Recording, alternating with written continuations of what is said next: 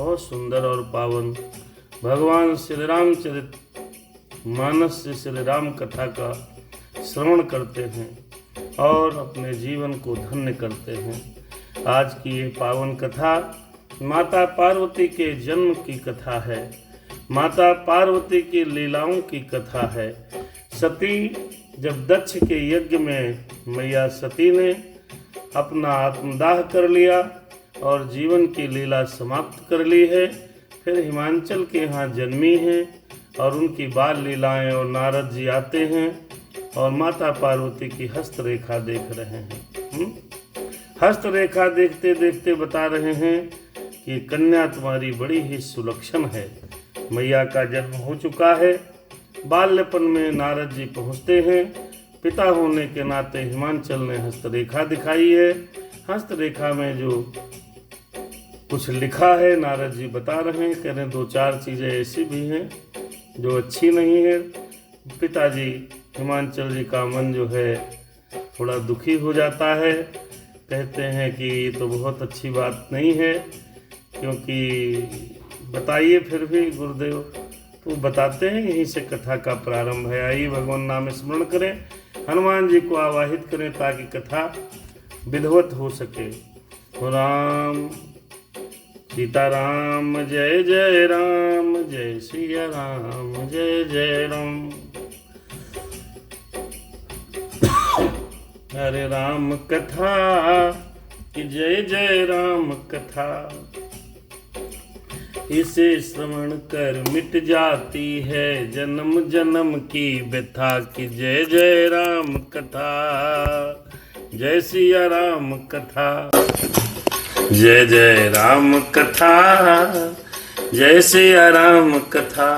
स्वस्ति श्री गणेशाय नमः, श्री सरस्वत्यै नमः, श्री परमात्मने नमः।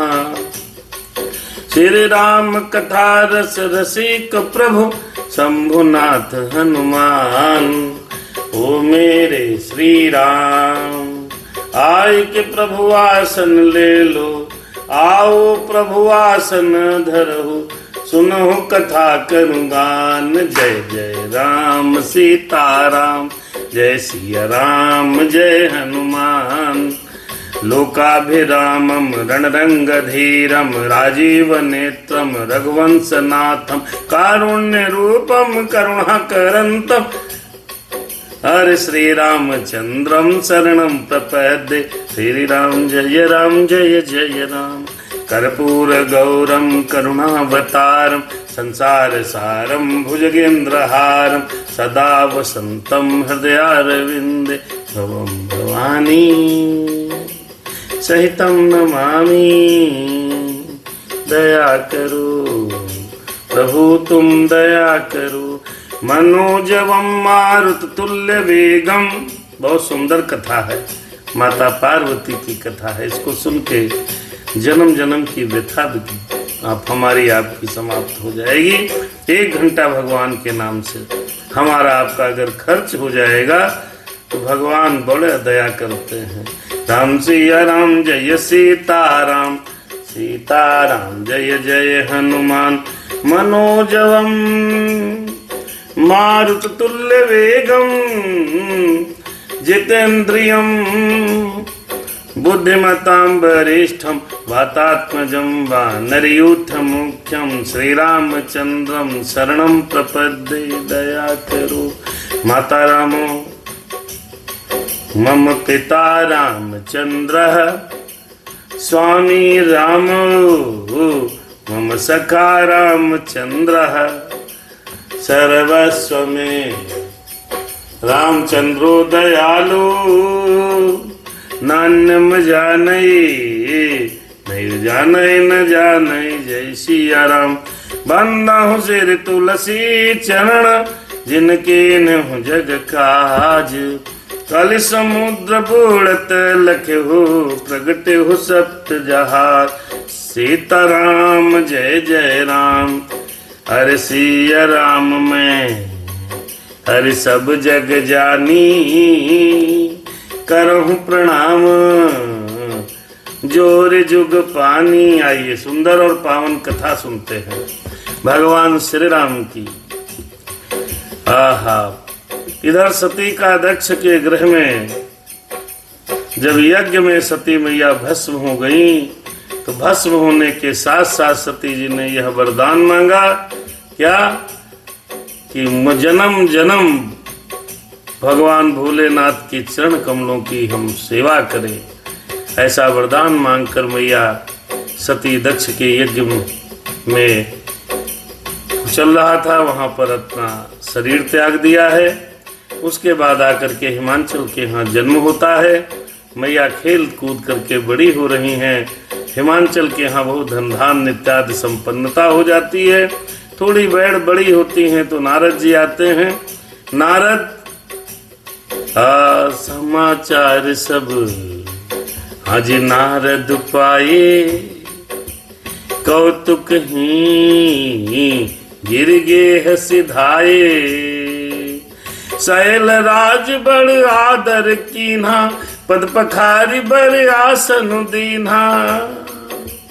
तो फिर नारी सहित मुनि पद सिर नावा, चरण सलिल सब भवन से चावा। नारद हिमांचल जी के यहाँ गए, पैर पखाड़े हैं और उनके चरणामृत को पूरे घर में छिड़क दिया। फिर बिटिया को बुलाया है, फिर चरण वंदन कराया है। कहा जरा हाथ रेखा देख के बताओ। अरे त्रिकालज्ञ सर्वज्ञ तुम, गति तुम्हारी सर्वत्र, गति अरे गति सर्वत्र तुम्हारी। कहा सुता के गुण, अरे कहा सुता के दोष गुण, मुनिवर हृदय विचारी हिमांचल बोल रहे। फिर नारद जी ने कहा, अरे सब लक्षण संपन्न कुमारी, हुई है संतत प्रिय ही प्यारी। सदा अचल यही कर अहिवाता, यही तेजसु पई है पितु माता पार्वती मैया। गुण बता रहे हैं और कहने लगे नारद, हुई है पूज्य सकल जग माही, यही तसे। अरे हुई है पूज्य सकल जग माही, यही सेवत कछु दुर्लभ नाही पार्वती मैया। यही कर नाम सुमेरे संसारा, प्रिय चढ़ी है पतिव्रत असिधारा। नारद जी कहने लगे कि जो सुता तुम्हारी है पार्वती, उमा भवानी इनके नाम रहेंगे और इनको पूजन करके स्त्रियां पतिव्रत धर्म का पालन करेंगी। ध्यान रहे गौरी गणेश का, आज भी गौरी माता का सुहाग पत्नियां स्त्रियां माथे पर लगाती, हमारे सनातन धर्म की सुहाग लेने जाती हैं तो गौरी का सुहाग लेती हैं। क्यों? क्योंकि नारद ने कहा है क्या, प्रिय चढ़े हैं पतिव्रत सिद्धारा, अरे यही कर नाम सुमेरी संसारा। अगर स्त्रियां और माताएं बहनें गौरी मैया की पूजा करती हैं, पार्वती मैया की पूजा करती हैं, तो उनके पतिव्रत धर्म में, पतिव्रत संकल्प में कोई कठिनाई नहीं आएगी मित्रों। ये तो गुण बताए नारद ने। आइए कुछ नारद जी ने हिमांचल से कहा, बढ़िया है, बहुत बढ़िया है, सब चकाचक है, सब सुंदर है। अरे शैल सुलक्षण सुता तुम्हारी, सुनो जे अब गुण दुई चारी। अब मान मातु पितु हेना, उदासीन सब संशय छीना। और नारद जी ने कहा भाई दो चार अवगुण भी हैं, हाथ दिखाओगे तो जो महाराज हाथ देख रहे होंगे गुण बताएंगे, तो क्या सब बढ़िया है कि सब बढ़िया, कुछ खराब नहीं कि खराब भी है। तो महाराज खराब वाला पहले बता दो, भी तो समझे। तो जब हिमांचल जी जब हाथ दिखा रहे हैं तो कह रहे हैं बिटिया के जो अवगुण है वो भी महाराज बता दो। गुरुदेव छिपाओ नहीं, हम सब जाने। गुण भी बताए तो अवगुण भी बताइएगा। जोगे जटिल काम मन, नगन अमंगल भेष। अस स्वामी यही काम लहे, परे हस्त असिरेख। कहीं बस एक ही दिक्कत है, कहीं क्या समस्या है, कहीं बड़ी समस्या है। मानो तो बड़ी है, लेकिन वैसे कोई समस्या नहीं। बोले क्या समस्या है? बोले जोगी जटिल काम मन। आप ध्यान से ध्यान दीजिएगा भैया, एक एक अक्षर का, तभी समझ पाएंगे राम कथा। नारद जी कहने लगे एक समस्या है महाराज। क्या समस्या है? अरे जोगी जटिल काम मन, नगन अमंगल वेश। कहने लगे, नारद जी कहने लगे कि योगी जटाधारी निष्काम हृदय, जिसके हृदय में काम वासना नहीं है, ज्यादातर नंगा ही रहता होगा और अमंगल वेश वाला है, ऐसा पति इसको मिलेगा। किसको? माता पार्वती की हस्तरेखा देखकर बाल्यकाल में नारद जी कह रहे हैं। अब पिता और माता किसी बिटिया की ये बात सुन ले तो समझ लो मतलब मरणासन्न हो जाएंगे। अरे बाप रे, ये क्या? हर धरती का ये पिता चाहता है कि उसकी पुत्री अच्छे वर को प्राप्त करे। सनातन धर्म की व्यवस्था है कि पुत्रियां हम दूसरों के लिए जन्मते हैं, पुत्रियों का पालन पोषण दूसरे के लिए करते हैं। ये पुत्रियां हमारी अपनी होते हुए भी पराई हैं, ऐसा मानते हैं। और जगत में हर माता पिता यह इच्छा रखता है, भगवान हमारी बिटिया को जो वर प्राप्त हो, अच्छा हो स्वभाव का भी, और पढ़ा लिखा हो, सब कुछ धन धान्य से संपन्न हो, ऐसा सोचते हैं। नारद ने कहा अमंगल वेश होगा, योगी होगा, जटाधारी होगा, निष्काम हृदय होगा, नंगा होगा, ऐसा पति इसको मिलेगा। अरे अस स्वामी यही कहाँ मिलहि, परे हस्त असिरेख। ऐसी व्यवस्था, ऐसी स्थिति, ऐसी हाथ में इसके रेखा पड़ी हुई है, रेखा पड़ी है। अमंगल वेश वाला पति मिलेगा। अब क्या था? सोने मुन गिरा सत्य जिय जानी, दुख दंपति उमा हरसानी। नारद हूँ यह भेदु न जाना, दशा एक समुझब बिलगाना। सकल सखी आहा, अरे सकल सखी गिरिजा गिरि मैना, अरे पुलक शरीर भले जल नयना। होई नम्रखा देव ऋषि भाषा, उमा सुबचन हृदय करि राखा। नारद मुनि की वाणी सुनकर नारद ने कहा और कोई समस्या नहीं, बस एक ही दिक्कत है। बोले क्या समस्या है? कहना ऐसा पति मिलेगा जो अमंगल होगा, निष्काम होगा, योगी होगा, नंगा होगा, पहाड़ पर रहता होगा, ऐसा मिलेगा। ये बात सुनते ही कोई माता पिता सुने आपकी बेटी का पति ऐसा मिलेगा, तो हम लोग संसारी लोग तो मर ही जाएंगे। सुनकर के ही हे प्रभु उपाय बताओ, ऐसा पति नहीं चाहिए। हर पिता हर माता अपनी पुत्री के लिए योग्य वर की तलाश करता है, योग्य वर के साथ अपनी पुत्री का विवाह करता है। और हमारी प्रार्थना सभी वर महोदय से है कि किसी की बेटी लाओ तो उसको दुख न दो, दुख नहीं देना चाहिए। एक पुत्री को पिता 25 वर्ष तक से पालता पोसता है, 23, 24, 25, 26 तक। उसके बाद एक अनजान व्यक्ति के साथ अपनी पुत्री को जीवन भर के लिए भेज देता है, जाओ। बड़ा बहुत तगड़ा हृदय है। अगर परंपरा न हो तो भाई बहुत मुश्किल है। ये तो सनातन धर्म की सुंदर व्यवस्था है कि हमारी माताएं बहनें दूसरे के घर को जाकर के संवारती हैं, हम दूसरे की संपत्ति को यहाँ पर पाल पोस रहे हैं। ये दूसरे की है, लक्ष्मी है, दूसरे की बिटिया होती लक्ष्मी। ये सुनकर के हिमांचल और उनकी पत्नी का हृदय दुख से भर गया है? लेकिन माँ पार्वती जी को बड़ी प्रसन्नता हुई, क्योंकि पार्वती जी को पिछले जन्म की सुधि है, इसलिए पार्वती जी प्रसन्न हुई। और ये बात नारद जी भी नहीं समझ पाए, आखिर है क्या।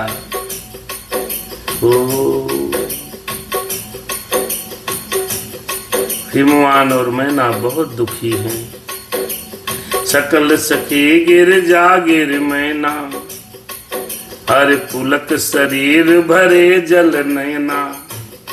जो मैना की जो सखियां थीं, पर्वतराज हिमवान और मैना, सभी के शरीर तो पुलकित थे, क्योंकि नारद ने कहा था ऐसी पुत्री है आपकी कि जो याद भी कर लेगा तो उसको मंगल हो जाएगा। पुलकित है, लेकिन आंखों से आंसू निकल रहे हैं। अरे हो ही नम्रखा देवऋषि भाषा। इधर उमा जी सोच रही हैं, भाई नारद जी ने कहा है तो नारद जी का कहा हुआ सत्य हो नहीं सकता। देव ऋषि नारद हैं, देव ऋषि हैं, देवताओं के ऋषि हैं, तो जब नारद कह रहे हैं तो सत्य ही कहेंगे। भैया ये चैनल आप लोग सब्सक्राइब करिए, तमाम लोग यूट्यूब पर साथी देख रहे हैं, आपसे प्रार्थना है श्री रामचरितमानस आप 1 घंटा अवश्य सुनिए अथवा पढ़ लिया करें, हाँ पाठ कर लिया करें, आपको बहुत अच्छा लगेगा। अरे उमा सो बचनु हृदय करी राखा। जो उमा जी ने नारद के वचनों को हृदय में रख लिया। क्या हो उपज हु शिव पद कमल स्नेहु, मिलन कठिन मन भासन देहु। उमा जी ने जब जान लिया कि ऐसा तो भेष शिव जी का है, उन्हें शिव जी के चरण कमलों में स्नेह उत्पन्न हो गया, परंतु यह मन में संदेह है कि उनसे मिलना कैसे होगा, क्योंकि उमा को पता है वो तो सती है, वो तो शंकर भगवान की पिछले जन्म में पत्नी ही थी, दक्ष की पुत्री के रूप में। लेकिन मैया ने कुछ नहीं कहा। अरे जानी को अवसरू हो प्रीति दुराई, सखी उछंग बैठ पुन जाई। अच्छा अवसर नहीं समझा। आजकल की बिटिया होती तो पता नहीं कितना बोलती, उन्होंने अच्छा अवसर नहीं समझा। माता पिता सब है, पूरा परिवारी समाज है, हाथ में देख करके बताया ऐसा वर मिलेगा, तो फिर ये समझ करके यहाँ सब लोग हैं, तो अपने प्रेम को मैया ने छिपा लिया और फिर जाकर के माता की कोई सखी थी उनकी गोद में जाकर के बैठ गई। हो झूठ न होई देव ऋषि बानी, झूठ न होई देव ऋषि बानी, सोचहि दंपति सखी सयानी, सोचहि दंपति सखी सयानी। अब नारद जी का वचन सत्य नहीं होगा, असत्य हो नहीं सकता, देव ऋषि की वाणी झूठी नहीं होगी, ये विचार कर अरे हिमांचल जी और मैना उनकी पत्नी और सारी चतुर सहेलियां बहुत व्याकुल हैं, बहुत परेशान हैं। अब कहीं महाराज कोई उपाय बताओ। जब कोई बताएगा आपके ऊपर राहु की महादशा चल रही है, आपको दुर्घटना हो जाएगी, देखे ज्योतिषी, तो हमारे मुंह से अगला वाक्य यही निकलेगा कि महाराज कोई उपाय बताओ। आदरणीय श्री अजय कुमार पांडे जी हमारे कथा सुन रहे हैं। भैया आप बहुत व्यस्त रहे चुनाव में, भगवान आपको सफलता प्रदान करे। हम पहले दिन से ही कहा था, प्रभु की कृपा आप पर बनी रहे। तो जब नारद ने बताया तुम्हारी बेटी में सब गुण ही गुण हैं उमा के लिए, लेकिन अवगुण क्या है? अवगुण एक है, जोगी जटिल काम मन नगन अमंगल वेश, अस स्वामी यही कह मिले परिहस्त असरेख। तो ये सुन करके देव ऋषि की वाणी झूठी नहीं होगी। झूठ न होए देव ऋषि वाणी, सोचहि दंपत सखी सयानी। तब कहा आहा उर धरि धीर कहि गिरिराऊ। उर धरि धीर कहि गिरिराऊ। कहो नाथ का करी उपाऊ। कोई उपाय बता दो। अरे ये कैसे उपाय बता दो, ये तो बड़ा गड़बड़ हो गया। हमारी पुत्री को दूल्हा बड़ा गड़बड़ मिलेगा और जगत का कोई पिता यह बर्दाश्त नहीं कर सकता। इसलिए कहा भगवान हे देवर्षि हे नारद कुछ उपाय बताओ। हम भी होते तो हम भी कहते, हम आप में से कोई होता तो कहता। आजकल भी अगर हम कुंडली या हाथ दिखावें और कोई कहे परेशानी ये हो सकती है, तो पहला वाक्य निकलेगा महाराज उपाय बता दो। वही बात हिमांचल ने कही। तब नारद जी कहने लगे, जब हिमांचल जी हाथ जोड़े हैं पति पत्नी दोनों, गुरु जी कोई उपाय बता दो। कहा मुनि सहिमवंत सुनो, अरे जो विधि लिखा लीलार। देव दनुज नर नाग मुनि को न मेटन हार। बच्चे का जन्म होते ही बधाता भाग्य लिख देता है। अगर भाग्य में लिखा होगा तो अजय भैया को bar council of Uttar Pradesh का मेंबर बनने को रोक ही नहीं पाएगा। ऐसे ही नारद जी कहने लगे, कहा मुनि सहिमवंत सुन। नारद ने कहा हिमांचल जी सुनो, जो विधि लिखा लीलाट। यहाँ विधि विधाता ने जो कुछ लिख दिया, ललाट पर जो कुछ लिख दिया है, उसको देव दनुज नर नाग मुनि। अब आप समझ लीजिएगा, देवता दानव मनुष्य नाग मुनि ऋषि मुनि संत महात्मा को न मेटन हार।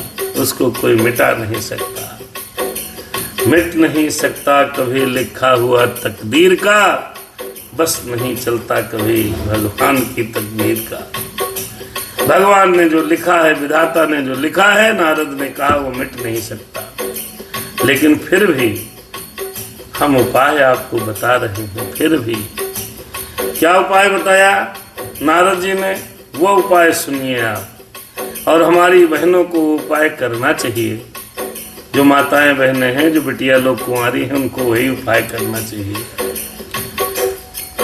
अरे तदपि एक मैं कहूँ उपायी, होई करे जो अरे दैव सहायी।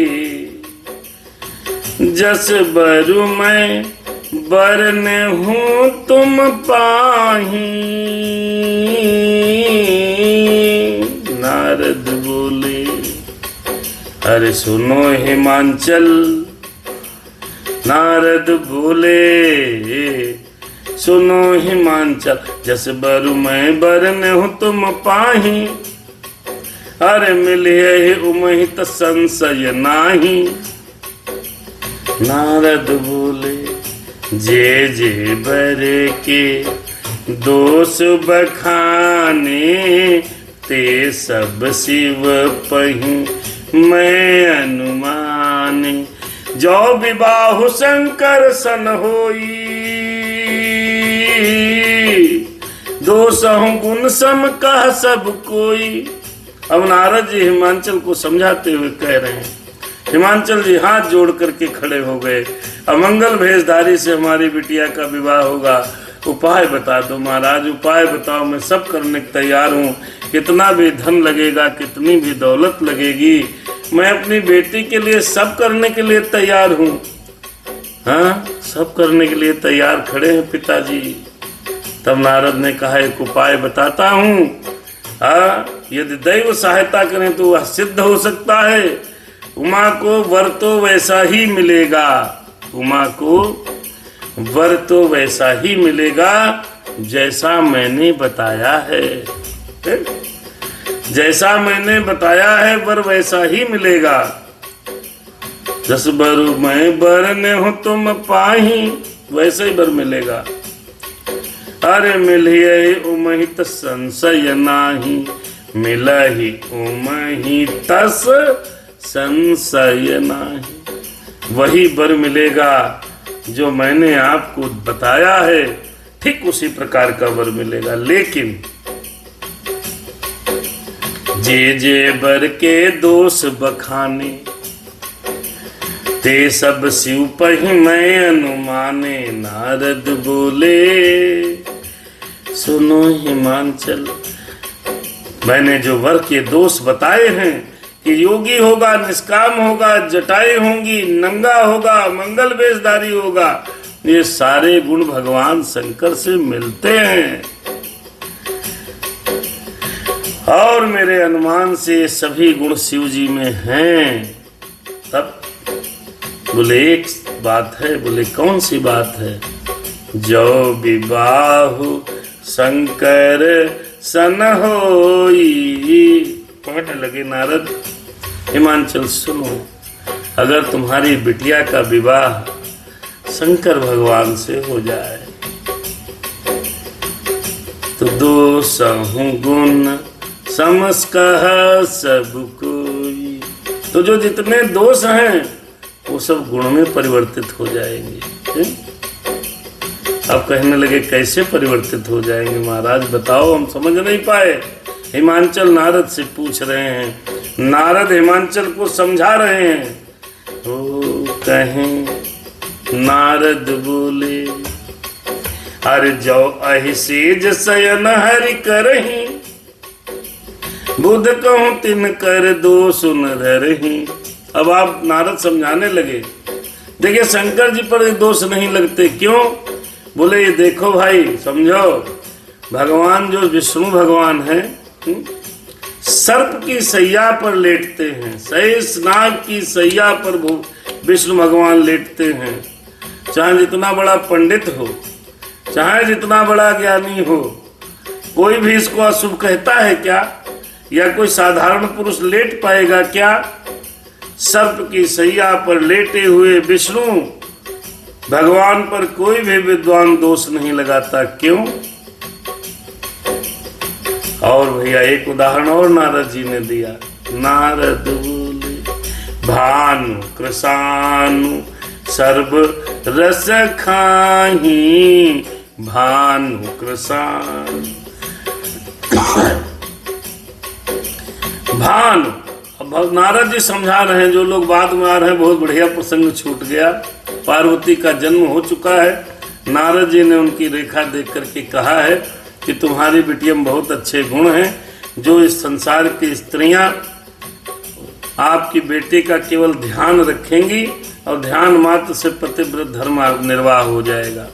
ऐसी बिटिया के लक्षण हैं आपके। हिमांचल से बोले, ये दोष बताए तो उस दोष के बारे में उपाय पूछने लगे। नारद कह रहे हैं ये अमंगल वेश जो हमने बताया कि इसका पति नंगा होगा, मंगल वेशधारी होगा, योगी होगा, जटाएं होंगी, पहाड़ पर रहता होगा, बैल पर बैठा होगा, ये सारे गुण शंकर जी से मिलते हैं। लेकिन शंकर जी से मिलते हैं, करना क्या पड़ेगा? उपाय सुनो। तो महाराज शंकर जी पे दोष नहीं लगेंगे? हिमांचल जी ने हाथ जोड़ के पूछा। तब वो समझाते हुए कह रहे हैं क्या कि भगवान विष्णु सांप की सैया पर लेटे हैं, कोई पंडित उनमें अवगुण नहीं निकालता। विद्वान पंडित ज्ञानी विद्वान संत महात्मा भगवान विष्णु के शेष नाग पर सोने पर कोई अवगुण नहीं बताता। और अरे भानुक सानु सर्व रस खाही, अरे तिनका मंद कहत को नाही। जो सूर्य भगवान है, सूर्य भगवान जब निकलते हैं तो चाहे अग्निदेव, सूर्य और अग्निदेव, अग्निदेव और सूर्य भगवान अच्छे बुरे सभी रसों का भक्षण करते हैं। अब भाई अग्नि में आप आहुति देंगे सुगंधित, तो वो भी अग्निदेव स्वाहा करेंगे। उसमें कुछ गलत सलत डाल देंगे तो वो भी जला के उसका भी रस ले लेंगे।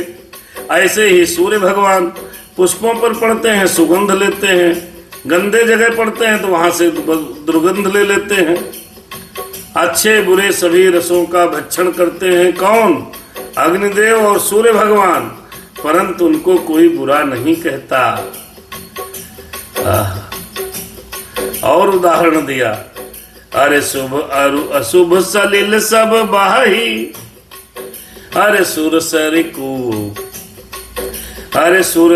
को अपुनीत न कही, शुभ अरु अशुभ सलिल सब बाही।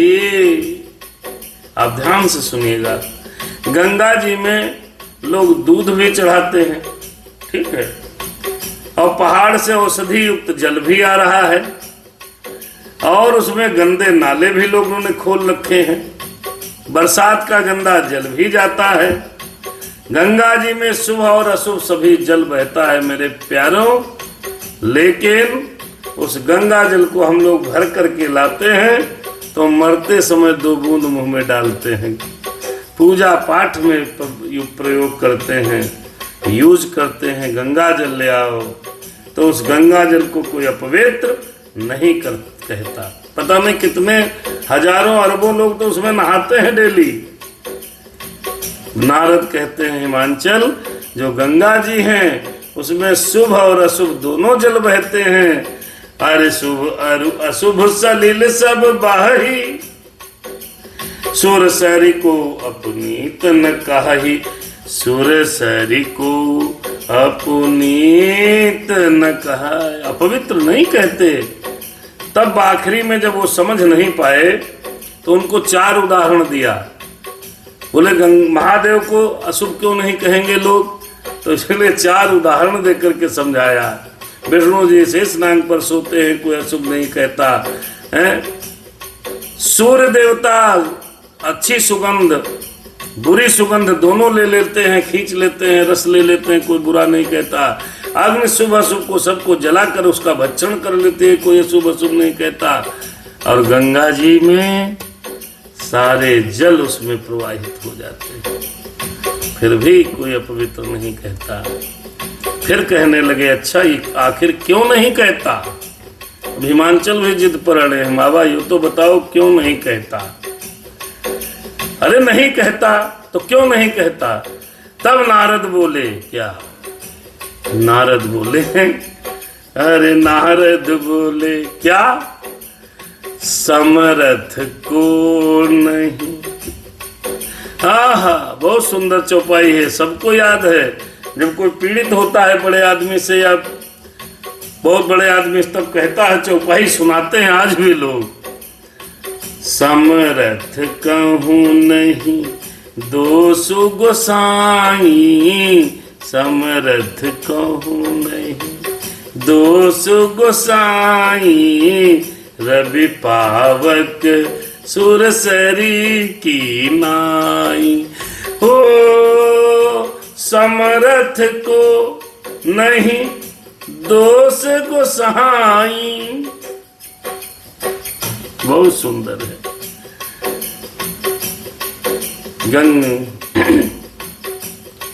समर्थ व्यक्ति को दोष नहीं लगता, ये ध्यान रहे। समर्थवान को दोष नहीं लगता, ये लिखा है। जिस प्रकार रवि पावक सुरसर की नाई, और हमारे भोलेनाथ तो सर्व समर्थ हैं, वो चाहे जो करें उनको सब सही। समर्थ व्यक्ति को कोई दोष नहीं लगता। ये बात हमको आपको ध्यान रखनी है। भगवान भोलेनाथ तो सर्व समर्थ हैं। रवि पावक सुरसर की नाई, सूर्य अग्नि गंगा जी की तरह दोष नहीं लगता। किसको? समर्थ है तो समर्थ है भोलेनाथ, तो इनको कोई दोष नहीं लगेगा, चिंता न करिए। नारद जी हिमांचल को समझा रहे हैं। अरे जो अस ईर्षा करा ही नर, जड़ विवेक अभिमान,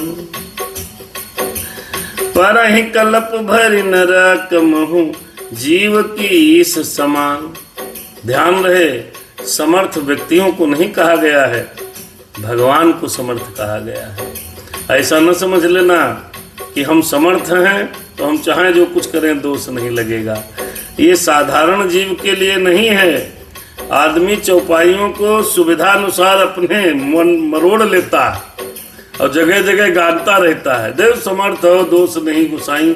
हाँ, कुछ हद तक इस संसार में भी जो लोग हैं, समर्थवान लोग हैं, उनको कौन बोलेगा? राजा को कौन बोलेगा? है भी दोस्त, कोई बोलेगा नहीं, बोलता लोग। समर्थवान को दोष नहीं लगता, लेकिन उसका अगर कोई गलती करेगा तो भगवान उसका पाप का फल अवश्य देंगे। जो संसारी जीव है उनको, ये समर्थ है इसलिए चाहे जो कुछ करें ऐसा नहीं सोचना। भगवान शिव समर्थ हैं, उनको दोष नहीं लगता। यहाँ इस चौपाई का ये अभिप्राय है। अरे जो अस हिस्सा कराहि नर, जड़ विवेक अभिमान, पर ही कल्प भर नरक महु, जीव की ईश समान। देखो लिखा है, यदि मूर्ख मनुष्य ज्ञान के अभिमान से इस प्रकार की होड़ करते हैं तो वे कल्प भर के लिए नरक में पड़ते हैं। भला कहीं जीव भी ईश्वर के समान सर्वथा स्वतंत्र हो सकता है? ये चौपाई जीवों के लिए नहीं है, ये भगवान के लिए है। और उसकी चौपाई को अपने ऊपर रख करके उल्टा पुल्टा काम करोगे तो क्या लिखा है, कल्प भर के लिए नरक में व्यक्ति पड़ जाता है। भगवान तो उसका हिसाब लेगा। मेरे मालिक के दरबार में सबका जीवन खाता, जो कोई जैसी करनी करता वैसा ही फल पाता। तो इसलिए इस चौपाई का आड़ में आप लोग गड़बड़ न करिएगा कि समर्थ को नहीं दोष गोसाई। ये भगवान भोलेनाथ के लिए नारद जी ने हिमांचल को समझाते समय कहा है। प्रसंग में कुछ चौपाइयां आती हैं, जैसे ढोल गंवार शूद्र पशु नारी, सकल ताड़ना के अधिकारी। और एक मूर्खानंद बेवकूफ गधे विधायक ने जो है इस चौपाई के ऊपर रामचरितमानस पर ही उल्टा लगा दिया। अरे बेवकूफ आदमी, प्रसंग में लिखा है तो उस प्रसंग में किसने किसके लिए कहा है, इन चीजों को समझना है। तब सुर सरिजल कृत बारुनि जाना, कबहु न संत करहि तेहि पाना। अब बाबा ने समझाया, वो जानते थे कलयुगी आदमी अपने हिसाब से चौपाइयों को लगा लेंगे। तो गोस्वामी जी ने लिखा क्या, सुर सरिजल कृत बारुनि जाना, सुर सरिजल, गंगा जल से भी बनाई हुई मदिरा को बारुनि जाना। बारुनि माने होती है शराब, मदिरा।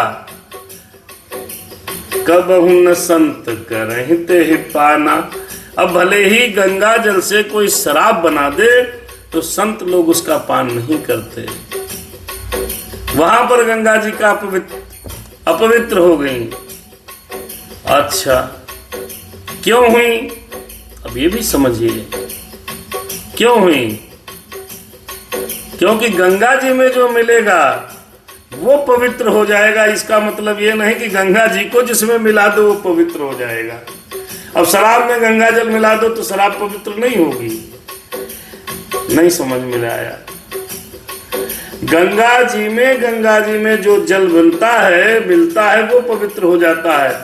अब गंगा जी को लाओ किसी चीज में मिला दो, शराब में मिला दो तो पवित्र नहीं होगी।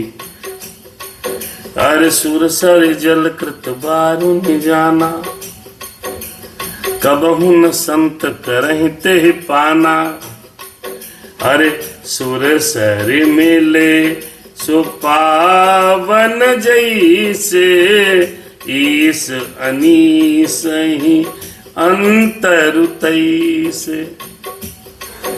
पर वही गंगा जी में मिल जाने पर गंगा जी जैसे पवित्र हो जाती हैं। अब 2 ढक्कन ले जाए शराब गंगा जी में डाल दो तो गंगा जी में को फर्क नहीं पड़ेगा। लेकिन गंगा जल से अगर शराब को मदिरा बना दी जाए तो संत लोग उसका पान नहीं करेंगे। ईश्वर और जीव में ही वैसा भेद है। तो इस चौपाई को बाबा ने कहा, कोई अपने ऊपर न ले ले, समर्थ को नहीं दोष गोसाई, रवि पावक सुरसर की नाई। यहाँ पर समर्थ भगवान शिव को कहा गया है। भगवान शिव सर्व समर्थ हैं।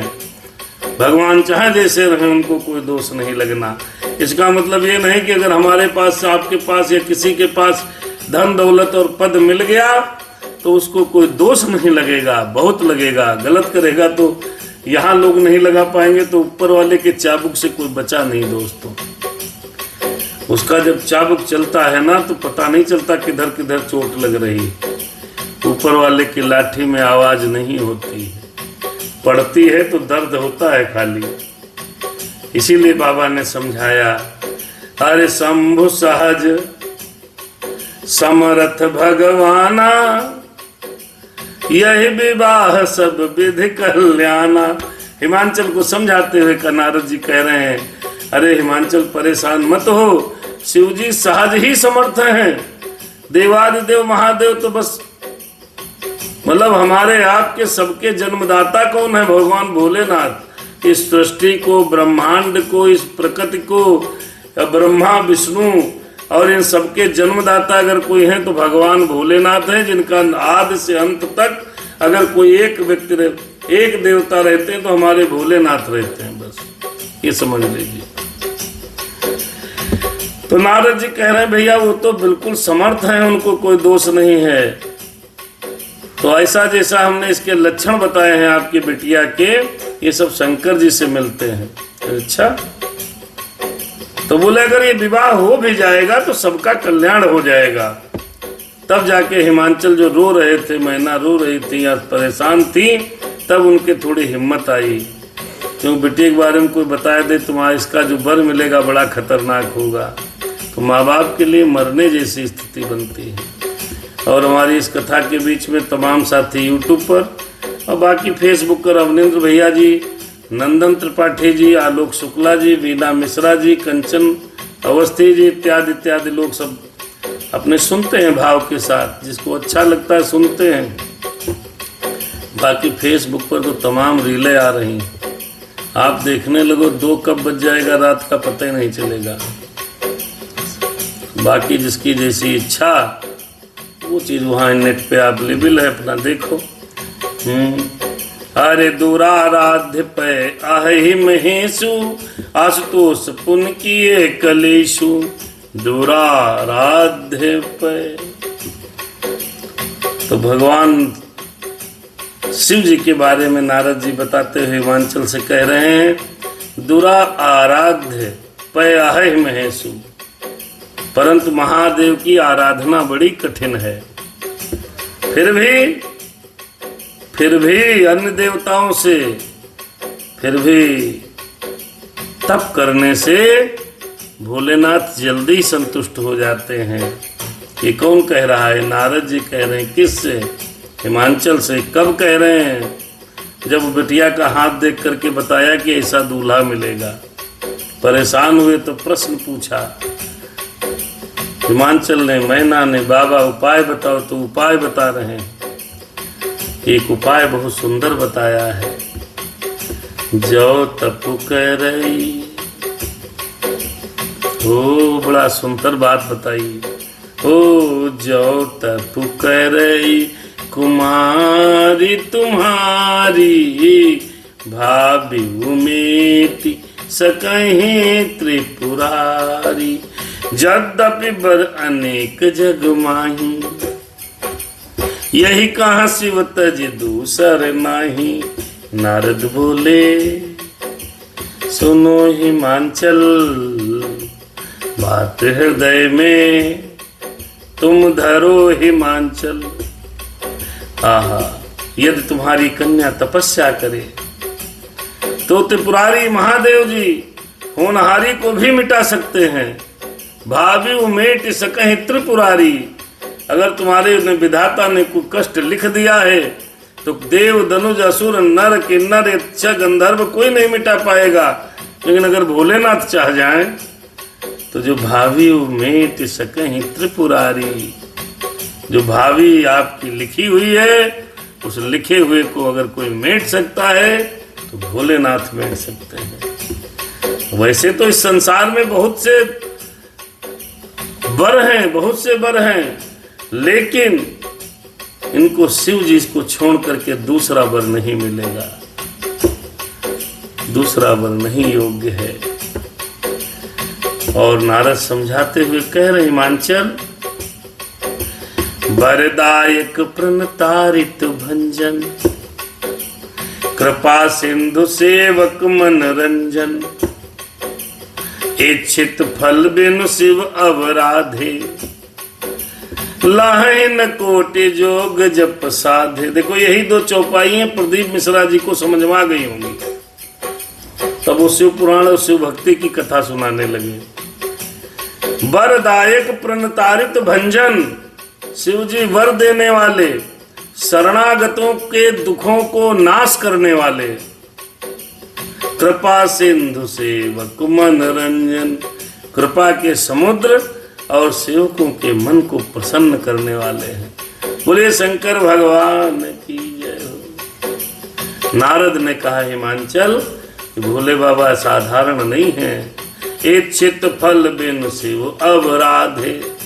शिव जी की आराधना किए बिना करोड़ों योग करोड़ों जप करने पर भी इच्छित फल नहीं मिलता। इसलिए भोलेनाथ की भाई पूजा पाठ करते रहना चाहिए। भगवान भोलेनाथ की कम से कम आरती, शिव चालीसा और हरि नाम ओम नमः शिवाय, श्री शिवाय नमस्तुभ्यम जितना ले पाओ। जल चढ़ा पाओ अच्छी बात है, नहीं चढ़ा पाओ मानसिक प्रणाम करते रहो। इसीलिए बहुत उपाय बताते हैं। हालांकि इतने उपाय शिव पुराण में हमने पढ़े नहीं हैं, लेकिन प्रदीप भैया बहुत उपाय बताते हैं और कई लोग करते भी। हमारे बड़े भाई साहब तो सारे उपाय करते हैं।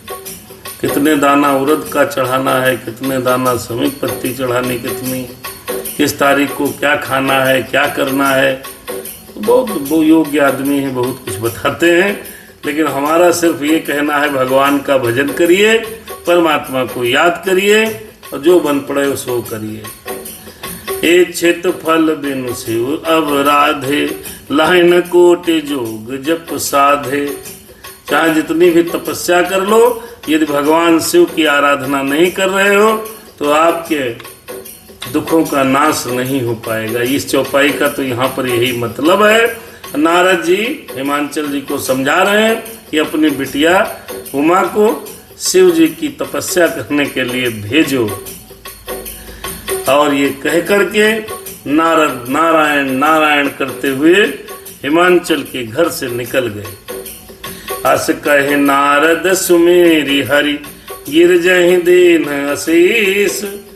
हुई है यह कल्याण अब संशय तजहु गिरीश। ऐसा कहते हुए नारायण नारायण उमा की तरफ देखा, उनको दोनों तरफ हाथ उठा के आशीर्वाद दे दिया और बोला आपका कल्याण होगा। हे पर्वतराज हिमांचल मैना जी सहित सबको संबोधित करते हुए नारद ने कहा अब टेंशन छोड़ दो, कल्याण ही होगा। तो महात्मा देव ऋषि नारद कह गए तो मन को धीर बंधा है, लेकिन परेशान बहुत है।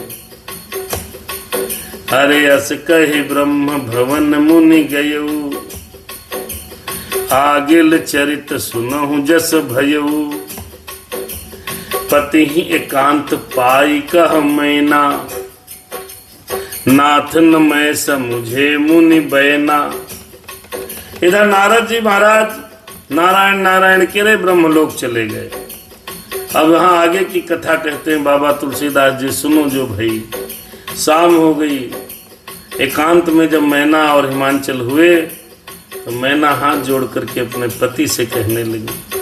और अधिकतर स्त्रियां समझ भी जाती हैं तब भी पूछ लेती हैं, डबल कंफर्म होने के लिए। कुछ लोग नहीं समझ पाती हैं तो सारी बात पति से पूछती हैं। वही हालत उनकी भी है। कह रही हैं पति ही एकांत पाई कह मैना। एकांत में पूछा, सर पर वहीं नहीं चढ़ बैठी। आजकल की स्त्रियां 100 आदमी के बीच में कहो पति को ले डालो। बहुत कुछ है, सब माताओं बहनों को समझना चाहिए। कुछ बातें हैं न समझ पाओ पब्लिकली तो वहाँ पब्लिक प्लेस पे न पूछना, एकांत में ले तब पूछ लो भाई यह चीज़ समझ में नहीं आई। तो मैना ने जब हिमांचल को एकांत में पाया है तब उनसे पूछने लगी हैं, नाथ न मैं समुझे मुनि बैना। हे नाथ, हे पति देव महाराज, हम ऋषि जो समझा गए हम समझ नहीं पाए। उनके वचनों का अर्थ मैं नहीं समझ पाई। और एक बात समझ लो, इनका समझ ली, यानी एक बात समझो, क्या समझे? अरे जो घर बर कुल होई अनूपा, करिय विवाह सुतायन रूपा। एक बात समझ लेना, हमारी कन्या के अनुकूल घर वर और कुल उत्तम हो तभी विवाह करना। तो बता गए हैं उस पर मत चलना, नहीं तो हर नत कन्या बरु रहु कुंवारी, कंत उमा मम प्राण प्यारी। देखो बेचारी माता का हृदय देखो, मैना का हृदय देखो, पति से कहने लगी देखो भाई शादी विवाह ढूंढना, अच्छा वर मिले घर मिले तभी शादी करना, नहीं तो भले ही हमारी बिटिया कुंवारी रहा है, क्योंकि हमको उमा जो है ना मेरे प्राणों से प्यारी है। अक्सर माताएं बहनें यही कहती हैं भाई घर परिवार सही करना, और करना भी चाहिए। बाकी भगवान की इच्छा, हम और आप कर ही क्या सकते हैं। संसारी जीव तो भगवान आश्रित है, किसी को पति अच्छा मिल जाए, किसी को पत्नी अच्छी मिल जाए, बच्चे अच्छे निकल जाए, सब प्रभु की लीला है, माया है, प्रभु की कृपा है। वैसे कोशिश ही करनी चाहिए।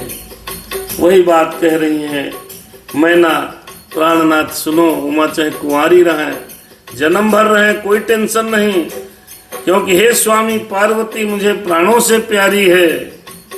और उमा कहने लगी, हिमांचल सुन रहे हैं, अरे उमा नहीं, मैना कहने लगी हिमांचल की पत्नी उमा के बारे में, और हिमांचल जी सुन रहे हैं।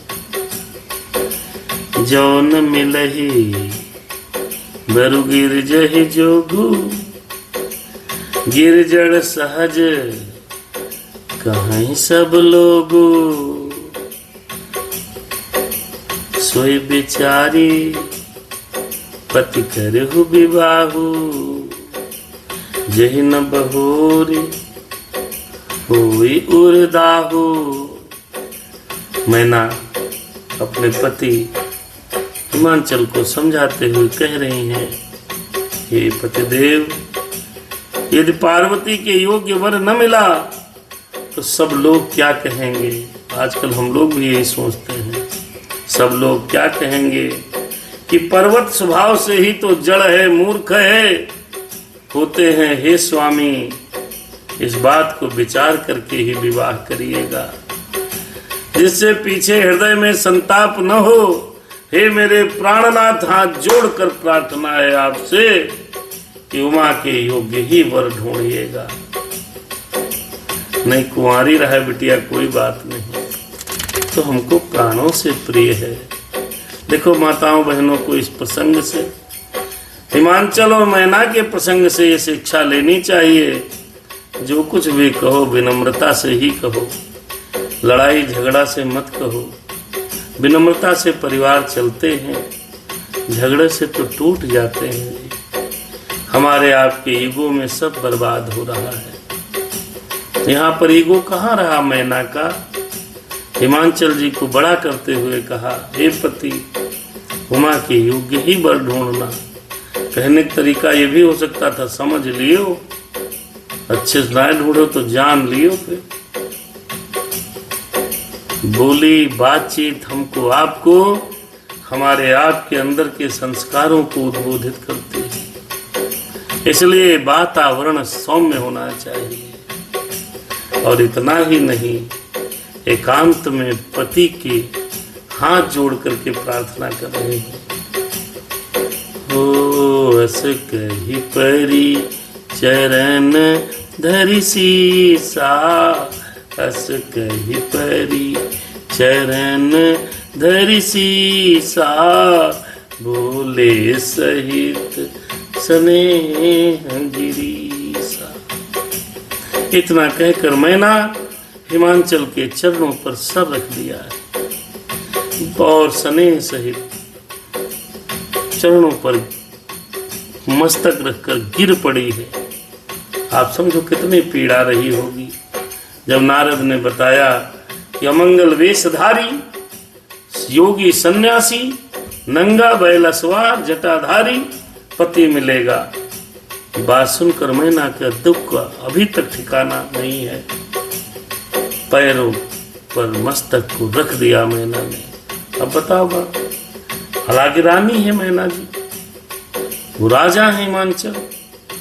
राजा रानी ऐसा व्यवहार कर सकते हैं, लेकिन साधारण पुरुष और पत्नी पत्नी व्यवहार नहीं कर सकते। और आजकल की पढ़ी लिखी लड़कियां तो पता नहीं किस युगों में रहती हैं कि मैं बहुत पढ़ी हूं, मैं बहुत कढ़ी हूं, मेरे जितनी पढ़ी कोई है ये नहीं, सारी पढ़ाई व्यर्थ है यदि आप संस्कार युक्त नहीं है तो। क्या मैना बेकार थी क्या? डपट सकती थी हिमांचल को। 50% का अधिकार भी था, लड़की उनकी भी थी, लड़की उनकी भी थी।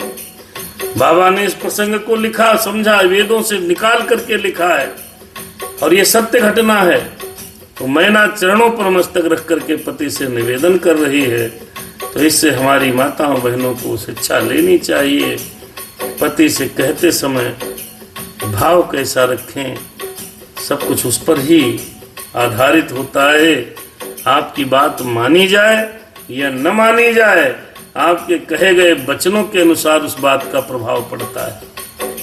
मैना ने हाथ जोड़ा है, निवेदन किया है, चरणों पर मस्तक रखा है। तब गिरीश माने तब हिमवान ने प्रेम से कहा, हाथ को ऐसे उठाया और मैना को गले से लगाया। अरे प्रिय, क्यों दुखी होती हो, अतः क्यों परेशान हो, बर पावक प्रगटे ससि माही, नारद बचनु अन्यथा नाही। कहने लगे तुम क्या बताए, चाहे चंद्रमा से अग्नि प्रकट हो जाए मैना, लेकिन देव ऋषि नारद जो कह गए हैं वो वचन तो अन्यथा नहीं होगा। हम कितनी भी कोशिश करें हम सफल नहीं हो पाएंगे। हृदय से लगाते हुए मैना को हिमांचल ने कहा कि देव ऋषि ने इसकी बात बताई है हस्तरेखा देखकर, तो उनकी बात गलत तो नहीं होगी। अब पत्नी आपस में विचार कर रहे हैं, जैसे कभी कभार हम और आप भी करते हैं। तब क्या करें, तब वो और विचलित हुई। तब हिमांचल ने समझाना शुरू किया, अरे प्रिया सोच परिहरहु सब सुमिरहु श्री भगवान। जब आदमी बहुत पीड़ित होता है, चाहे पति पीड़ित हो चाहे पत्नी पीड़ित हो, तो एक दूसरे को जब बेचारे समझाते हैं तो एक ही बात कहते हैं, अरे भगवान पर सब छोड़ दो यार, परेशान ना हो। प्रिया सोच परिहरहु सब सुमिरहु श्री भगवान, पार्वती ही निर्मय हुजे सोई करी है कल्याण। तब कहने लगे हिमांचल, अरे इतना तुम सोच क्यों करती हो, इतना सोचने योग्य बात नहीं है। सब सोच छोड़कर भगवान का स्मरण करो, जिन्होंने पार्वती को रचा है, अब वही कल्याण करेंगे। फिर हिमांचल कहने लगे, अब देखिए ये बातचीत हो रही है हिमांचल की भी और मैना की। हमको आपको भी यहीं से शिक्षा उठानी है, कैसे बात करनी है, कैसे बात सुननी है। अरे अब जाओ तुम ही सुता परने हो, कहे हिमांचल प्यारी मैना सुनिए, बात को मेरी ध्यान में धरिए। क्या कहने लगे, अब जो तुम सुता परने हो, तो अस जाई सिखावन देहु, करहि सुत पूजे ही मिलई महेशु, आनि उपाय न मिटहि कलेसु, आनि उपाय न मिटहि कलेसु, आनि उपाय न मिटहि कलेसु। करे सुत हरे करहि सुत पूजे ही मिलहि महेशु। इतना कहकर के हिमांचल ने मैना से कहा, प्रिय सुनिए, अगर वास्तव में तुम उमा को बहुत प्रेम करती हो, अपनी बिटिया पर प्रेम है आपका, तो जाओ और बेटी को समझाओ, क्योंकि माताएं ही बेटी को समझा पाती हैं। माताओं की बात बेटी बेटे ज्यादा मानते हैं, तो इसलिए हर पति कहता है जरा भैया को समझा दो, जरा बेटिया को समझा दो। बेटियां माता की बात को जल्दी मानती हैं। इसलिए हिमांचल ने कहा, अगर बेटी पर वास्तव प्रेम है आपका, यदि हृदय से लगाव है आपका, तो जाओ और पार्वती और उमा को समझाओ। क्या समझाएं? जो हरि करहि सुत पूजे मिलहि महेशु, ऐसी तपस्या करे कि भगवान शंकर ही उसको वर के रूप में प्राप्त हो जाए, और कोई उपाय नहीं है। हम कुछ कर नहीं सकते, कहां से लाएंगे? भाग्य में लिखा, अगर शिव जी से शादी हो जाएगी तो सारा हमारा आपका कल्याण हो जाएगा।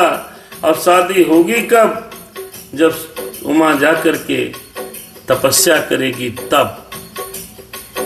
और कहने लगे हिमांचल, अरे नारद बचन सगर्भ सहेतु, अरे सुंदर सब गुण निधि वृख केतु, अस विचारी तुम तजहु असंका प्यारी, तजहु असंका सब भांति, अरे सब ही भांति शंकरु अकलंका। मैना सुनो, नारद जी के वचन रहस्युक्त थे, सारगर्भित थे, सकारण थे। शिव जी समस्त गुणों के भंडार हैं, भले ही उनका देश चाहे जैसा हो, ऐसा विचार कर हे मेरी प्यारी मैना, तुम संदेह को छोड़ दो, मिथ्या दुख को छोड़ दो। शिव जी सभी तरह से निष्कलंक हैं, भगवान हैं, देवादिदेव महादेव हैं। ये बात जब हिमांचल ने मैना को समझाई है तो उसके दुख दूर हो गए हैं। आप समझ लीजिए, अब कोई पूछने आओ तो झड़कना नहीं। आजकल के संसारिक आदमी को तनिक इज्जत क्या मिल जाती है, सीना फुला लेता है, उसको लगता है बहुत बड़े हम राजा हो गए। पति पत्नी का प्रेम मित्रवत होना चाहिए। उन्होंने पूछा तो उन्होंने भी भाव के साथ समझाया है, दोनों के भाव बड़े निर्मल हैं। पूरी बात समझा दी, बेटी से कहो तपस्या करें और जाकर के भगवान भोलेनाथ का वर प्राप्त होगा। अब जब वर प्राप्त हो जाएगा तो हम लोगों को भी चकाचक हो जाएगा, शंकर जी हमारे जमाता हो जाएंगे। ये बात सुनकर अब मैना थोड़ा खुश हो गई। ओ सुनि पति बचन हरस मन माही, गई तुरत उठी गिर जा पाही, गई तुरत उठ गिर जा पाही। सुनपति बचन हरस मन माही, हो उमहि बिलो की नयन भरे बारी, सहित स्नेह गोद बैठारी, सहित स्नेह गोद बैठारी। उमहि बिलो की नयन भरे बारी। किस पति ने समझाया, जाओ उमा के पास जाओ, उसको समझाना है कि जाकर कुछ तपस्या करो, पूजा पाठ करो, तब वो शंकर जी आपको वरदान दें और शंकर आपको पति रूप में प्राप्त हो जाए, ऐसा कुछ समझाओ जाके। जैसे ही सुना वैसे बेचारी उमा के पास चली गई, पति के वचनों को सुना है। सुन पति वचन हरस मन माही, मन में प्रसन्नता धारण की है और पार्वती जी के पास, उमा जी के पास पहुंच गई। जाकर के उमा को गोदी में बैठा लिया और गोदी में बैठाल कर उनके कोमल अंगों को, कोमल चेहरे को, मासूम चेहरे को देख रही हैं। सुंदर चेहरे को उमा के बहुत सुंदर थी और आंखों में आंसू आ गए। कैसे तपस्या के लिए कैसे बोले, एक दिन खाती नहीं तो प्राण निकल जाते हैं, तपस्या कैसे कराएं। बिटिया तो बहुत हमारी अच्छी है। और ये सोच करके बार बार हृदय से लगा लेती हैं। बार ही बार लेती और लाई, अरे गद गद कंठ न कछु कही जाई। बात गले तक आती है, कह नहीं पाती है। मैना उमा से नहीं कह पा रही हैं। आंखों में आंसू की धारा बह रही है और बार बार हृदय से लगा रही हैं। ऐसे बच्चों को समझाना चाहिए, प्यार से ही समझाना चाहिए, डांटना नहीं चाहिए। आजकल तो डंडा लिए सब खड़े हैं, बस तुरंत जो ना समझे सुने बात। बच्चों को अपना आशिक मान करके लोग बच्चों पर ऐसा अधिकार जमाते हैं कि वो बच्चे नहीं तो आपके नौकर हों, आपके पालतू पाल्य हों। ऐसे लोग समझाने का प्रयास करते हैं। कई लोग हैं, बहुत लोग ऐसे भी हैं, बहुत लोग प्यार से भी समझाते हैं। लेकिन ध्यान रहे, ये प्रसंग कहता है कि बिटिया को समझाने के लिए डांटना नहीं चाहिए। कभी कभार की बात अलग है, स्नेह से समझाना चाहिए। मैना कैसे समझा रही हूँ माँ को, ये माताओं को समझना चाहिए। अरे बार ही बार लेती और लाई, अरे गद गद कंठ न कछु कहे जाई। हृदय गले तक गदगद है, आती है बात, कह नहीं पाती हैं। अरे और बार बार हृदय से लगाती हैं कि अब कहें कि कब कहें कि तुम तपस्या करने जाओ। कोई भी व्यक्ति अपनी संतान को तपस्या करने के लिए कैसे बोले। जगत मातु सर्वज्ञ भवानी, जगत मातु सर्वज्ञ भवानी, मातु सुखद बोली मृदुबानी। जगत जननी भवानी जी तो सर्वज्ञ हैं, वो तो माता की भी हृदय की बात जान लेती है। मैया क्या कहना चाहती है ये बात भी जानती है कि माता को कुछ कहना है और माता कह नहीं पा रही है। मन की दशा को जानकर अब भवानी मैया, उमा मैया, पार्वती मैया स्वतः बोलने लगी। बोले उमा मैया की जय हो। ऐसी बेटी होनी चाहिए जो बिना बोले सब समझ जाए। ऐसा प्रेम कहाँ मिलेगा, ऐसी माँ और बेटी की क्या कहते हैं केमिस्ट्री ऐसी कहाँ मिलेगी कि उमा खुद जान गई है। मैना कुछ बोल नहीं पा रही है तो मेरी भवानी बोली, सुनहि अरे सुनहि माँ तुम्हें दीखियस, सपन सुनावहु तोहि, सपन सुनावहु तोहि। सुंदर गौर सुबे प्रबर अस उपदेश ही मोहि। देखिए मैया की बात को समझा है तो कहने लगी भवानी, हे मैया सुनो, मैं तुमको एक बात बताना चाहती हूँ, एक बात मैं तुम्हें सुनाना चाहती हूँ। सुनो माँ तुम्हें दीखियस, मैंने एक सपना देखा मेरी मैया। सुबेरा हो गया, बेचारी समझाने गई थी, उठो कुछ खाओ पियो फिर बताएं समझाएं।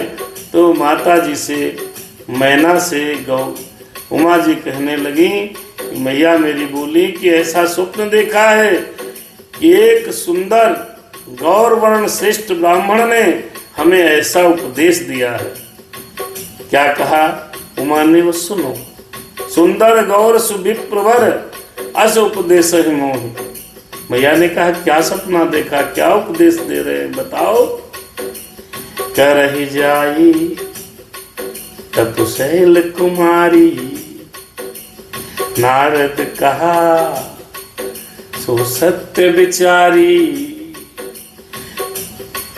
हो मातु पितहि पुनि यह मत भावा, तपु सुख प्रद दुख दोष नसावा। वो ब्राह्मण देवता मुझे स्वप्न में कहते हैं, मैया हे पार्वती, नारद जी ने जो कहा है उसे सत्य समझकर तू जा और तपस्या कर। ऐसा सपने में हे माता मुझे ब्राह्मण ने कहा। ये बात तेरे माता पिता को भी अच्छी लगी है। तप सुख देने वाला है, दुख दोष का नाश करने वाला है। अब उमा जी ने सब मामला एकदम सही कर दिया। वो जो जितनी परेशानी थी मैना की समाप्त, यही तो वो कहने आई थी। कभी कभी ऐसा होता है कि जो बात हम कहने जाते हैं वो सामने वाला पहले कह देता है। भगवान की कुछ कृपा ऐसी होती है कि वो सामने वाला जो हम कहना चाहते हैं वही कह देता है। आओ, अच्छा भैया सामान लेने आए, लो फिर ले जाओ। कभी कभी भगवान की ऐसी कृपा होती है कि हम जो कहना चाहते हैं हमारे बिना कहे सामने वो घटना घटित हो जाती है। ये तब होता है जो दो आत्माओं में बहुत अच्छा प्रेम होता है, तब होता है। ऐसे नहीं होता है। ये सोल पावर है, ये सोल पावर है, सोल पावर की पावर को समझती है। अरे दिमाग से जो बात करता है ना उसकी बात ये नहीं समझती, तो दिमाग के समझता है आदमी। भाई जहाँ से फ्रीक्वेंसी निकलेगी वही तो रिसीवर होगा, करेगा काम। फ्रीक्वेंसी अगर सोल से निकल रही है तो सोल ही उस फ्रीक्वेंसी को कैच करेगा, और यदि फ्रीक्वेंसी दिमाग से निकल रही है तो दिमाग कैच करेगा। तो आत्मीयता का भाव जहाँ होता है वैसे ही होता है जैसा मैना के साथ घटना हुआ। अरे तब और क्या समझाया भैया, और भी समझाया। क्या समझाया? अरे तप बल रचहि प्रपंच विधाता, तप बल विष्णु सकल जग त्राता, तप बल शंभु करहि संहारा, अरे तप बल से सुधरहि मही भारा। मैया और भी समझाया कि तपस्या करो जा करके। और उन्होंने ये भी कहा कि ये तपस्या करने से ब्रह्मा संसार रचते हैं। ब्रह्मा को है ये नहीं, जो ब्रह्मा के बराबर तपस्या कर ले वही ब्रह्मा। तो वो जब ब्रह्मा तपस्या कर लेते हैं तो उस तपस्या के बल से ही ब्रह्मा जो है संसार की रचना करते हैं। आप और हम भी ब्रह्मा बन सकते हैं। कैसे? उतनी तपस्या तो करो। हम और आप में भी आत्मा परमात्मा है।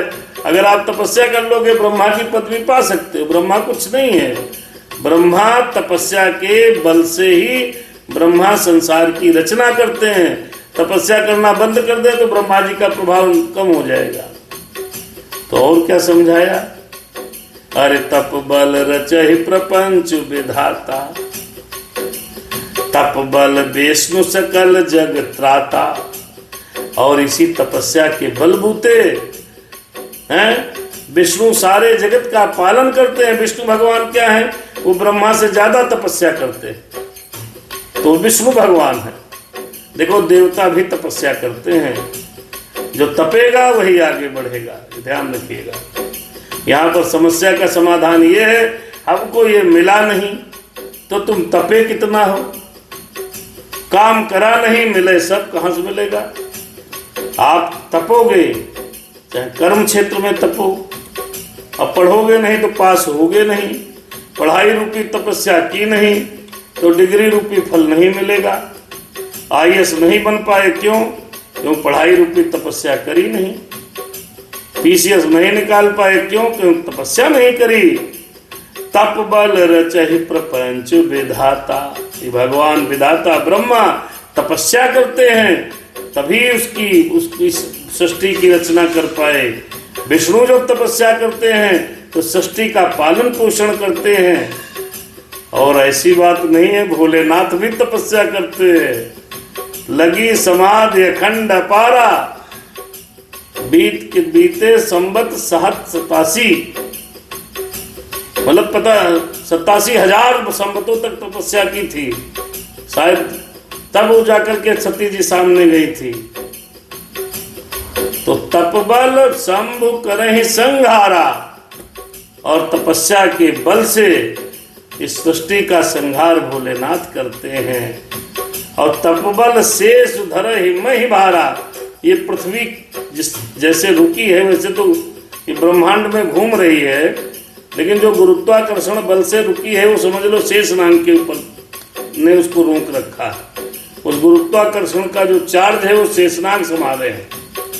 तो शेषनाग भी तपस्या करते हैं। शेष पृथ्वी का भार धारण कर लेते हैं। किसने कहा? मैया ब्राह्मण ने हमको सब समझाया है। बहुत सुंदर ब्राह्मण थे, हमको सपने में समझाया है। अरे तप आधार सब सृष्टि भवानी, करहि जाई तपवस जिय जानी। वो ब्राह्मण देवता मैया मुझे समझा रहे थे। हिमांचल अपने माता से कहने लगी, मैया से उमा जी कहने लगी, कह रहे थे ब्राह्मण, और क्या कह रहे थे? तप आधार सब सृष्टि भवानी। ये जो जितनी सृष्टि आप देख रही हो ये सब तपस्या के अधीन है। अब आप ऐसे समझो, जितने आप विधायक MP MLA देख रहे हो सब तपस्या करे हुए हैं, फिर भी किसी कुछ नहीं मिलता। जितने IAS PCS बेसिक शिक्षा अधिकारी, जितने A क्लास B क्लास के पोस्टें आप देख रहे हो सब तपे हुए लोग हैं। ऐसे समझो तपस्या की है इन्होंने, 12-12 घंटे 14-14 घंटे पढ़ा है, तब जिलाधिकारी बनी है।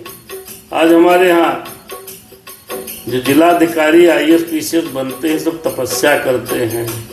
तप आधार सब सृष्टि भवानी।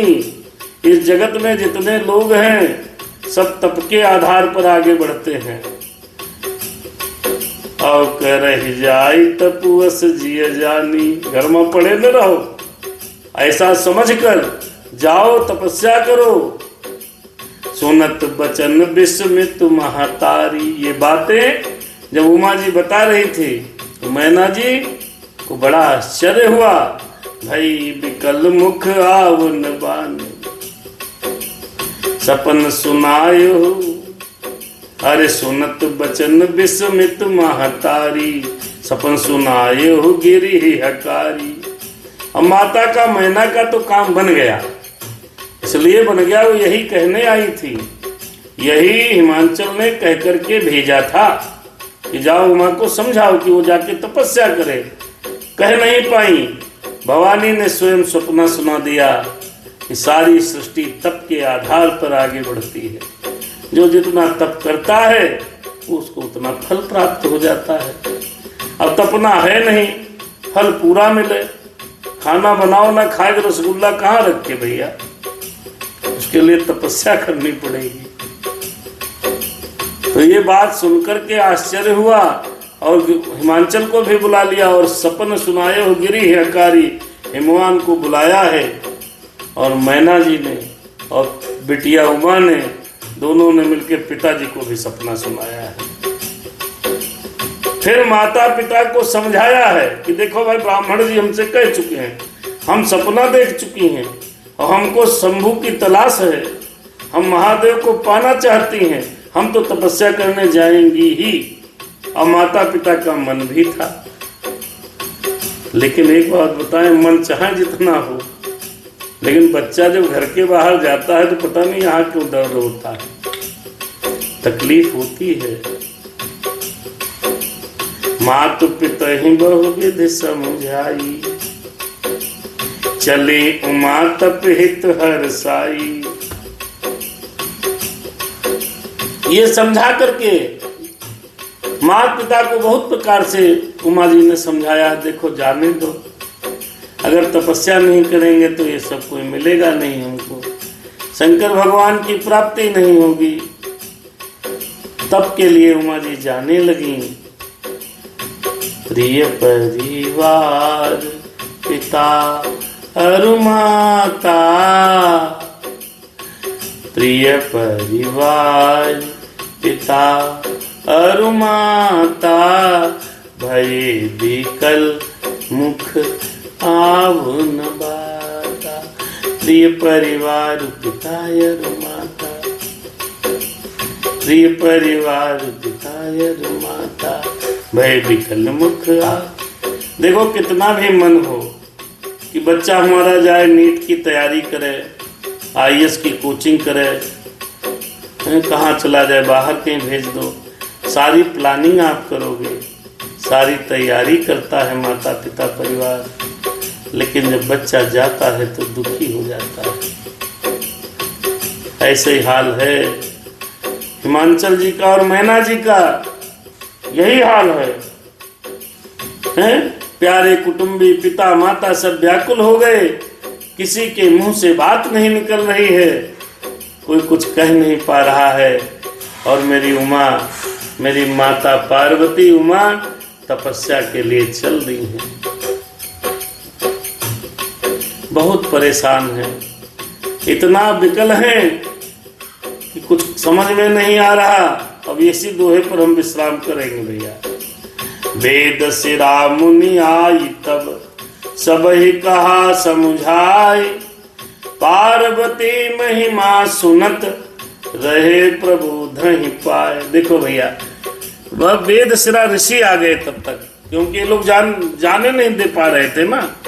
ममता इसी को कहते हैं, मोह इसी को कहते हैं कि बच्चा जाना चाहता है तो जाना चाहता है तो उसको भेजना ही पड़ेगा, तब के लिए तो भेजना ही पड़ेगा। तो वेद सिरा मुनि आए हैं, फिर समझाया है, तब उमा जी पार्वती महिमा सुनते रहे प्रबोध ही पाए। फिर उन्होंने पार्वती जी की महिमा सुनाई है और जाकर के तब तपस्या के लिए उमा जी चल दी हैं। कल कैसे तपस्या करेंगी इस विषय का हम लोग अध्ययन करेंगे, इस संवाद का, ये प्रसंग का, कि मैया किस प्रकार भगवान को प्राप्त करने के लिए तपस्या करेंगी। हम और आप कुछ करना चाहते नहीं, अब भगवान हमका लायक सब दे दे, कर्म करना पड़ेगा। जिन्होंने किया है उनको मिला है, प्रत्यक्ष उदाहरण है। जिन्होंने कर्म किया है जीरो से हीरो बन गए हैं। और बहुत व्यापारी समाज के लोग हैं, ऐसे ऐसे बच्चे, रिक्शा चलाने वाले बच्चे IAS कर लेते हैं, काम करने वाली की बेटी IAS कर लेती है। जिन्होंने करा, करते तो लोग हैं। तपस्या करनी पड़ेगी, जिसकी जवानी तपेगी उसका बुढ़ापा सही होगा, और जिसकी जवानी मस्ती करेगी उसका बुढ़ापा कठिनता से कटेगा। ये जीवन का सिद्धांत है मित्रों। तो जवानी में तप लो, तपस्या कर लो, पढ़ने वाले पढ़ लो, काम करने वाले काम कर लो। नहीं हमने जैसे 50 साल के बाद अब क्या कर लेंगे बताओ, जो कुछ करना था कर लिया। बचपन से लेकर के जवानी जब प्रारंभ होती है वो 8 साल बड़े महत्वपूर्ण हैं। सबको कहते हैं, आजकल के बच्चे बुरा मान जाते हैं, हम तो जहाँ मिलते समझाने लगते हैं, चाहे जहाँ मिले। हम तो कहते हैं तप लो मेरे मित्रों, मेरे बच्चों, तपस्या कर लो, इसका फल अच्छा मिलेगा। क्योंकि सबको तपस्या करनी पड़ी है, ब्रह्मा को करनी पड़ी, विष्णु को करनी पड़ी, शंकर भगवान तपस्या कर रहे हैं, हनुमान जी कर रहे हैं, सबने तपस्या की। 14 वर्ष भगवान राम ने तपस्या की। यहाँ देखिए उमा जी का जन्म ही भगवान भोलेनाथ के लिए हुआ है, ये भी तपस्या करने जा रही हैं। तो बिना तपस्या के कोई हल नहीं। इसी के साथ सादर शुभरात्रि। हम और आप जिस कर्म क्षेत्र में हैं वहाँ पर तपस्या करते रहें। अब कथा यहीं पर रुक गई, सुनो शंभु हनुमान, सुन लो मेरे राम, अपने धाम सिधाइए, करिए प्रभु विश्राम।